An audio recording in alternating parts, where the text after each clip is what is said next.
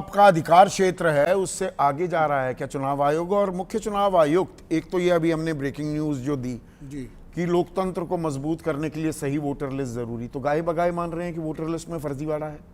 कहने का मतलब तो यही है। और दूसरा वो ये कह रहे हैं कि देखिए, अगर आप सामान्य तौर पर दिल्ली में रहते हैं, आपका घर पटना में है, तो आपका वोट दिल्ली में होना चाहिए।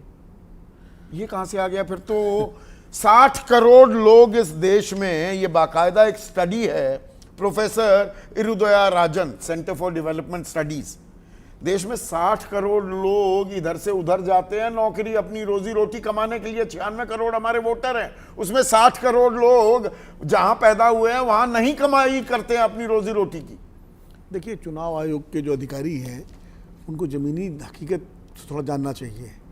बहुत सारे लोग, लाखों करोड़ों लोग ऐसे हैं जो 3 महीने इस राज्य में कमाते हैं, फिर बगल के राज्य में चले जाते हैं, फिर वहाँ चले जाते हैं, और उसके बाद वो अपना वोट अपने गांव में, जो उनका स्थायी निवास, स्थायी पता है, जो परमानेंट एड्रेस जो माना जाता है, वहाँ रखते हैं। और जब वोट का टाइम आता है तो वहाँ जाके वोट डालाते हैं। तो ये व्यवस्था आज से नहीं आ जाती। मेरे खानसामा है, मेरे साथ 15 साल से रह रहे हैं, पर उनका स्थायी निवास तो अल्मोड़ा के है ना, वो तो उत्तराखंड के हैं। हाँ, वही तो वहीं वोटर है, वहीं का सब कुछ। वो मेरे घर में रह रहे हैं, मेरे भाई की तरह हैं, पर वो मेरे घर के निवासी तो नहीं है ना। नहीं, वही। और इसीलिए वो अपने राज्य में वोट डालने जाते होंगे।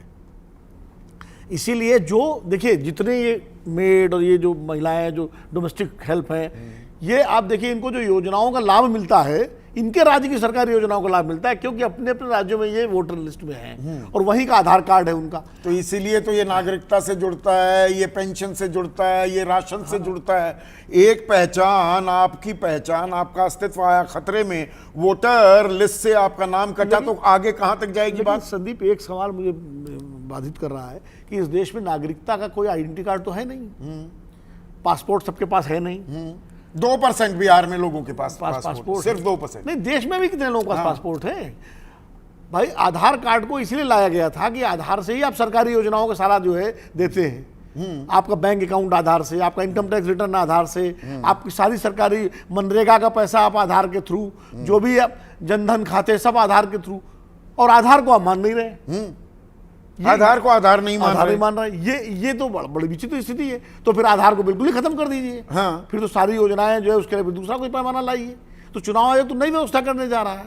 भारत सरकार आधार कर रही है हर चीज में। हाँ। कि आधार को बैंक से लिंक कर दो, आधार को इनकम टैक्स से लिंक कर दो, आधार को इससे लिंक कर दो, और चुनाव आयोग कह रहा है कि आधार माने नहीं है। तो और आधार का हम पूरा, जो मैंने अभी साइट खोली है, UIDAI, हाँ, ये आधार को जारी करती है। इसका पहले 3 वर्ड का मतलब क्या है? Unique identification authority. ये पहचान नहीं है। ये किस तरह का इनकार है जिससे सियासी तकरार लगातार बढ़ता दिखाई दे रहा है। इस घमासान में क्या समाधान निकलेगा? क्योंकि देखिए, वोट आपका हक ही नहीं, आपकी जिम्मेदारी भी है, और इसी से तय होता है सरकार किसकी बनेगी, हमारा लोकतंत्र, हमारी जमहूरियत कैसे चलेगी, हमारे जनप्रतिनिधि कौन होंगे, हमारी अपेक्षाएं आकांक्षाएं जो हमारे सरोकार हैं, उनकी गूंज सुनाई देगी जब कानून बनेंगे।